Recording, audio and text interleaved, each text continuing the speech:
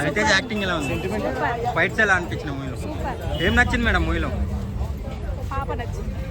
Cinema పేరు పెట్టే ప్రసక్తే లేదన్న.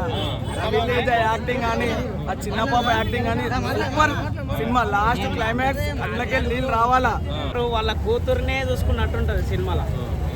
ఆ చిన్న పాప రవితేజ అన్న కూతురు ఏదైతే ఉందో ఇప్పుడు నక్షత్ర, ఆ సినిమాలో నా కూతురే ఆడుంది, నేనే ఆడున్నా, రవితేజ అన్న ప్లేస్లో నేనే ఉన్నా, నా కూతురే నా ముందర ఉంది అనే లెక్కల పీక్స్కి వెళ్ళిపోతారు. అసలు మైండ్ బ్లాక్ అయిపోతుంది. ప్రతి ఒక్కరు చూడాల్సిన సినిమా. ఆడపిల్లల్ని ఎట్లా పెంచాలి, ఏ విధంగా పెంచాలి అనే దాంట్లో మస్తు మెసేజ్ ఉంది సినిమాలో. ఎలా ఉంది రవితేజ యాక్టింగ్ అని? ఎలా ఉంది? సూపర్. ఆయన మామూలుగానే ఎనర్జీ తెచ్చిండు. ఇట్లాంటి క్యారెక్టర్లో ఆయన పర్ఫార్మెన్స్ సూపర్ ఉంటుంది. చిన్న పాప ఎలా చేసింది యాక్టింగ్? చిన్న పాప ఇంకా వివచ్చు. రవితేజను కూడా తినేసింది ఆ పాప యాక్టింగ్ లో.